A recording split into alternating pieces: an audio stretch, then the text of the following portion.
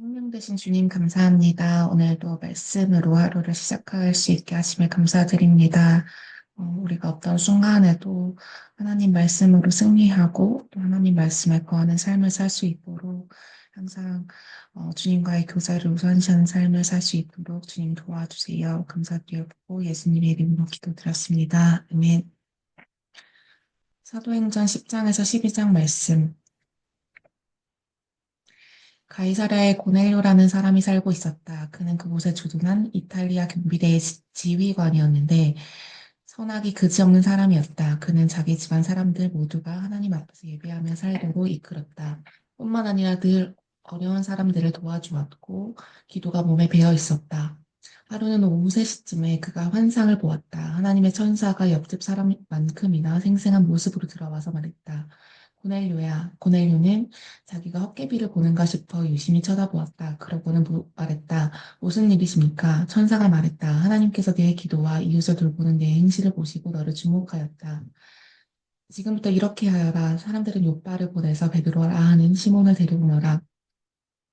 그는 바닷가에 있는 가죽 가공업자 시몬의 집에 묵고 있다. 천사가 떠나자 고넬료는 하인 둘과 경비대의 경건한 병사 하나를 불렀다. 그는 방금 있었던 일의 자초지종을 자세히 들려주고 그들을 룻바로 보냈다.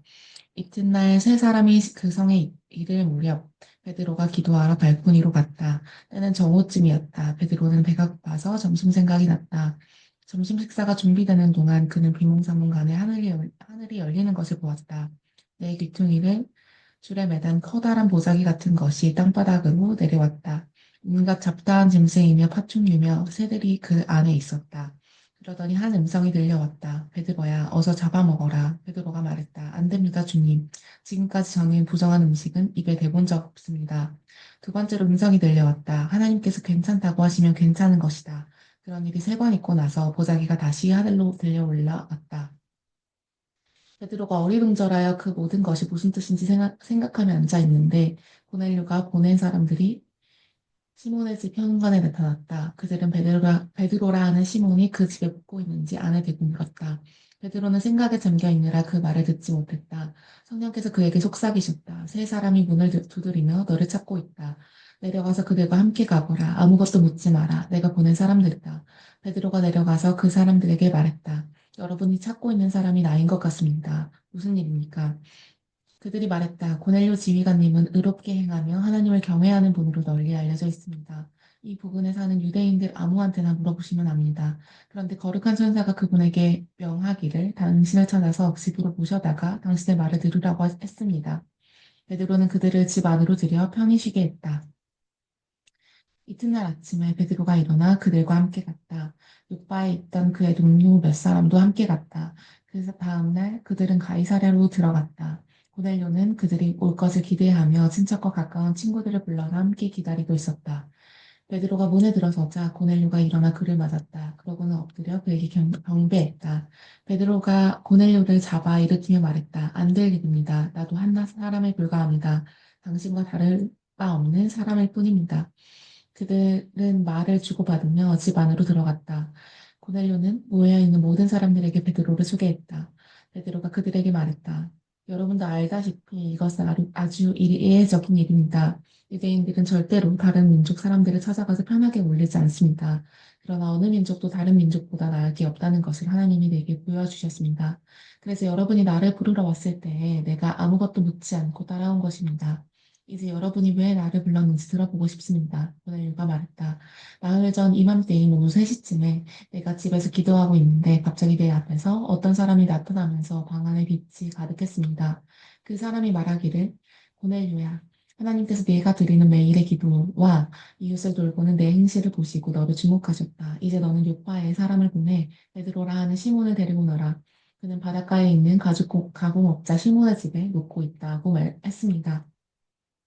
나는 그 말대로 당신을 부르러 사람들을 보냈습니다. 고맙게도 당신은 이렇게 와주셨습니다. 이제 우리 모두가 하나님 앞에 모여 있습니다. 주님께서 우리에게 말하라고 당신 마음에 두신 것이면 무엇이든 들을 준비가 되어 있습니다. 그분의 복된 소식을 전하는 베드로의 가슴은 터질 듯했다. 이보다 더 확실한 하나님의 진리는 없습니다. 하나님은 차별하지 않으십니다. 여러분이 누구이며 어디 출신인지는 하나도 중요하지 않습니다. 여러분이 하나님을 원하고 그분의 말씀대로 행할 각오가 되어 있다면 문은 열려 있습니다. 그분은 예수 그리스도로 말미암아 모든 것이 다시 회복되고 있다는 메시지를 이스라엘 자손에게 보내셨습니다. 이제 그분은 어느 곳에서든 누구에게나 그 일을 행하고 계십니다. 유대에서 있었던 일은 여러분도 이미 알고 있습니다. 그 일은 세례자 요한이 진적인 삶의 변화를 전한 뒤에 갈릴리에서 시작되었습니다. 그때 예수께서 나사렛에서 오셔서 하나님께 성령으로 기름 부음을 받으셨습니다. 이로써 활동하실 준비가 되신 것입니다. 그분은 온 나라를 다니시며 사람들을 도우시고 마귀에게 짓눌린 모든 사람들을 고쳐주셨습니다. 예수께서 이 모든 일을 하실 수 있었던 것은 하나님께서 함께 하셨기 때문입니다. 우리는 그 일을 보았습니다. 유대인의 땅과 예루살렘에서 그분이 행하신 모든 일을 보았습니다. 예루살렘에서 사람들이 그분을 십자가에 매달아 죽였습니다. 그러나 하나님께서 사흘째 되는 날에 그분을 일으켜 다시 살리시고 나타내 보이셨습니다. 모든 사람이 그분을 본 것은 아닙니다. 그분이 공개적으로 누구에게나 드러나신 것은 아닙니다. 하나님께서 미리 신중하게 증인들을 택하셨습니다. 우리가 바로 그 증인들입니다. 그분이 죽은 자들 가운데서 살아나신 뒤에 그분과 함께 먹고 마신 사람들이 바로 우리입니다. 그분은 이 일을 공개적으로 알리는 일을 우리에게 맡기셨습니다. 하나님께서 산자와 죽은 자의 심판자로 정하시니까 바로 예수이심을 엄숙히 증거하는 일을 우리에게 맡기신 것입니다. 그러나 이 일에 우리만 참여하는 것은 아닙니다. 그분을 통해 죄를 용서받는다는 우리의 증언은 모든 예언자의 증언이 뒷받침합니다. 베드로의 입에서 이 말이 떨어지자마자 듣고 있던 사람들에게 성령이 임하셨다. 베드로와 함께 온 믿는 유대인들은 믿기지 않았다. 유대인이 아닌 이방인들에게 성령의 선물이 부어지는 것이 도무지 믿기지 않았던 것이다. 그러나 분명한 사실이었다. 그들은 이방인들이 방언으로 말하고 하나님을 찬양하는 소리를 들었다. 그러자 베드로가 말했다. 이 벗들에게 물로 세례를 주는데 이의가 있습니까? 이들도 우리와 똑같은 성령을 받았습니다. 아무런 이의가 없자 그는 그들에게 명하여 예수 그리스도의 이름으로 세례를 받게 했다. 그들은 베드로에게 며칠 더 묵어가기를 청했다. 소식이 빠르게 퍼져서 예루살렘에 있는 지도자와 동료들도 곧 그 이야기를 들었다. 유대인이 아닌 이방인들도 이제 하나님의 메시지를 받아들였다는 소식을 들은 것이다. 베드로가 예루살렘에 돌아오자 그에게 동료 가운데 할례를 중시하는 몇몇 사람들이 그를 나무랐다. 당신이 그 무리와 어깨를 맞대고 금지된 음식을 먹며 우리 이름에 먹칠을 하다니 도대체 어찌 된 일입니까? 그러자 베드로가 그들에게 처음부터 차근차근 설명했다. 최근에 내가 요바성에서 기도하고 있었는데 비몽사몽간의 환상을 보았습니다. 내 귀퉁이를 줄에 매단 커다란 보자기 같은 것이 하늘에서 내 앞 땅바닥으로 내려왔습니다. 고작이 안에는 가축이며 들짐승이며 파충류며 새들이 가득했습니다. 그야말로 없는 게 없었습니다. 나는 넋을 잃고서 유심히 보았습니다. 그때 한 음성이 들려왔습니다. 베드로야, 어서 잡아먹어라. 나는 말했습니다. 안 됩니다, 주님. 지금까지 저는 부정한 음식을 입에 대본 적이 없습니다. 그 음성이 다시 들려왔습니다. 하나님께서 괜찮다고 하시면 괜찮은 것이다. 그런 일이 세 번 있고 나서 보자기가 다시 하늘로 들려 올라갔습니다. 바로 그때 내가 묵고 있던 집에 세 사람이 나타났습니다. 가이사랴에서 나를 데리러 온 사람들이었습니다.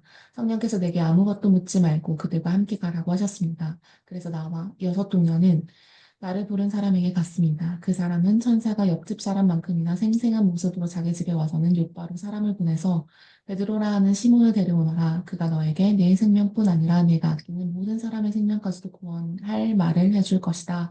라고 말했다고 했습니다. 그래서 나는 말을 시작했습니다. 그런데 대여섯 문장도 채 말하기 전에 성령이 그들에게 임하셨는데 처음 우리에게 임하실 때와 같았습니다. 요한은 물로 세례를 주었지만 너희는 성령으로 세례를 받을 것이다 하신 예수의 말씀이 떠올랐습니다. 그러니 내가 묻겠습니다. 하나님께서 우리가 주 예수 그리스도를 믿을 때 우리에게 주신 것과 동일한 선물을 그들에게도 주신다면 내가 어떻게 하나님을 막을 수 있겠습니까? 그들은 베드로가 전한 말을 다 듣더니 잠잠해졌다. 그 의미가 마음 깊이 스며들자 하나님을 찬양하기 시작했다. 이 일이 정말 일어났다. 하나님께서 다른 나라들도 돌파에 들어가셔서 그들의 마음을 열어 생명을 주셨다. 스데반의 죽음으로 촉발된 박해 때문에 사람들이 멀리 페니키아와 키프로스와 안디오까지 갔으나 그들은 여전히 유대인들과만 말하며 교제하고 있었다. 그때 키프로스와 구레네 출신으로 안디옥에 와 있던 몇몇 사람들이 그리스 사람들과 말하기 시작하며 그들에게 주 예수의 메시지를 전했다. 하나님께서 그들이 하는 일을 기뻐하시며 그들의 일을 인정해 주셨다. 아주 많은 그리스 사람들이 믿고 주님께 돌아왔다. 예루살렘 교회가 이 소식을 듣고 바나바를 안디옥에 보낸 상황을 알아보게 했다. 바나바는 도착하자마자 그 모든 일의 배후와 중심에 하나님의 계심을 보았다. 그는 적극적으로 그들과 함께하면서 그들을 지원했고 남은 평생을 지금과 같이 살도록 그들을 권면했다. 바나바는 선한 사람이었으며 뜨겁고 담대하게 성령의 길로 행하는 사람이었다. 그 공동체는 주님 안에서 크고 강하게 성장했다. 그 후에 바나바는 사울을 찾으러 다소로 갔다. 거기서 사울을 만나 안디옥으로 돌아왔다. 그들은 꼬박 1년 동안 그곳 교회에 머물면서 많은 사람들을 가르쳤다. 제자들이 처음으로 그리스도인이라고 불린 것도 안디옥에서였다. 거의 같은 시기에 몇몇 예언자들이 예루살렘에서 안디옥으로 왔다. 그 가운데 아가보라는 사람이 있었다. 하루는 그가 성령에 이끌려 일어서더니 조만간 극심한 기근으로 나라가 황폐해질 것이라고 경고했다. 제자들은 각자 힘 닿는 대로 유대에 있는 동료 그리스도인들에게 도움이 되는 것은 무엇이든 보내기로 했다. 그들은 그 모은 것을 바나바와 사울 편에 보내 예루살렘의 지도자들에게 전달하도록 했다.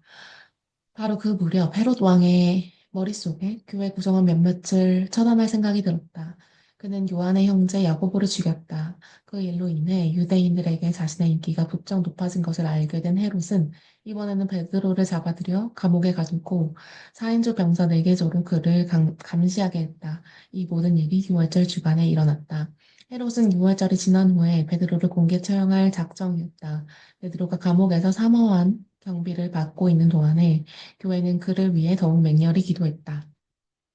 드디어 헤롯이 그를 끌어내어 처형할 때가 다가왔다. 그날 밤 베드로는 양쪽에 한 명씩 두 병사 틈에 쇠사슬로 묶여 있으면서도 아기처럼 잘 잤다. 문에는 경비병들이 감시하고 있었다. 헤롯은 빈틈을 보이지 않았다. 갑자기 한 천사가 베드로 곁에 나타났고 감옥에 빛이 가득했다. 천사가 베드로를 흔들어 깨웠다. 서둘러라. 그의 팔목에서 쇠사슬이 벗겨졌다. 천사가 말했다. 옷을 입고 신발을 신어라. 베드로는 시키는 대로 했다. 그러자 천사가 말했다. 내 겉옷을 들고 여기서 나가자. 베드로는 따라가면서도 그가 정말 천사라고는 믿지 않았다. 그는 자기가 꿈을 꾸고 있다고 생각했다. 그들은 첫째 경비병을 지나고 둘째 경비병을 지나 시내로 통하는 철문에 이르렀다. 그들 앞에서 문이 저절로 활짝 열렸다. 어느새 그들은 바람처럼 자유롭게 거리에 나와 있었다. 첫 교차로에서 천사는 베드로를 들고 자기 길로 갔다. 그제야 베드로는 그것이 꿈이 아닌 것을 알았다. 이런 일이 정말로 벌어지다니 믿기지 않는다. 주님이 천사를 보내서 헤롯의 악하고 옹졸한 수작과 구경거리를 기대하는 유대인 폭도에게서 나를 구해주셨구나. 놀라움에 고개를 저으며 그는 마가의 어머니 마리아의 집으로 갔다. 그 집은 기도하는 동료들로 가득 차 있었다. 그가 마당으로 난 문을 두드리자 로데라는 젊은 여자가 누구인지 보러 나왔다. 로데는 목소리를 듣고 그가 누구인지 알았다. 베드로였다. 그녀는 너무 흥분한 나머지 베드로를 길에 세워두고 문을 열어주는 것도 잊은 채 그가 왔다는 사실을 모두에게 알렸다. 그러나 사람들은 로데의 말을 믿으려 하지 않았다. 그녀와 그녀의 말을 모두 무시해버렸다. 그들은 내가 미쳤다고 말했다. 로데는 뜻을 굽히지 않았다. 그래도 그들은 그녀의 말을 믿으려 하지 않았고 베드로의 천사가 틀림없다고 말했다. 그동안에 베드로는 계속 바깥에 서서 문을 두드리고 있었다. 마침내 그들이 문을 열어 베드로를 보았다. 그들은 몹시 흥분했다. 베드로가 손을 들어 그들을 진정시켰다. 그는 주님께서 어떻게 자기를 감옥에서 빼내주셨는지 설명한 뒤에 야고보와 형제들에게 이 일을 알리십시오 하고 말했다. 그러고는 그들을 떠나 다른 곳으로 갔다. 동이 트자 감옥에서는 난리가 났다. 베드로는 어디 있지? 베드로가 어떻게 된 거지? 헤롯이 그를 데려오라고 사람을 보냈다. 그러나 간수들이 그를 데려오지도 않고 이유도 되지 못하자 헤롯은 그들을 사형에 처하라고 명령했다. 저들의 머리를 쳐라. 유대와 유대인들이 지긋지긋해진 헤롯은 가이사랴로 휴식을 취하러 갔다. 그러나 헤롯의 상황은 악화일로로 치달았다. 두로와 시돈 사람들은 헤롯의 분노를 사고 있었다. 그들은 왕의 오른팔인 블라스도에게 자기들을 옹호해달라고 청원하는 한편 사태를 원만하게 해결하기 위해 대표단을 소집했다. 그들은 유대로부터 식량을 공급받고 있었으므로 마냥 버틸 처지가 못 되었다. 대표단을 만나기로 한 날이 되자 헤롯은 화려하게 차려입고 보좌에 앉아 잔뜩 화세를 부렸다. 백성은 백성대로 자기 역할을 충실히 했다. 이것은 신의 목소리다. 신의 목소리다. 하고 소리 높여 그에게 아첨했다. 그것이 불행의 시작이었다. 헤롯의 교만을 더는 볼 수 없었던 하나님께서 천사를 보내 그를 치셨다. 헤롯은 어떤 일에도 하나님께 영광을 돌린 적이 없었다. 뼛속같이 부패하고 비루한 헤롯은 그렇게 쓰러져 죽었다. 한편 하나님의 말씀 사역은 하루가 다르게 크게 성장했다.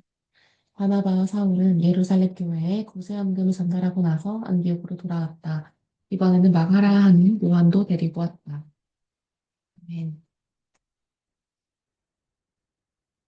사랑의 하나님 감사합니다. 오늘 정말 생명의 말씀을 통해서 하나님의 살아계심을 또 알 수 있게 하심을 감사드립니다. 하나님 저희가 세상 가운데 있으나 세상의 말에 휘둘리지 않고 흔들리지 않고 어, 하나님께 진리가 있고 하나님이 유일한 진리이심을 믿고 하나님 말씀만을 어, 울고지 따라갈 수 있도록 주님 도와주세요. 오늘도 타협하지 않고 정말로 주님의 말씀대로 살 수 있도록 저희의 눈과 귀와 행동을 지켜주시고 또 생각을 지켜주세요. 감사드리옵고 예수님의 이름으로 기도드렸습니다. 아멘.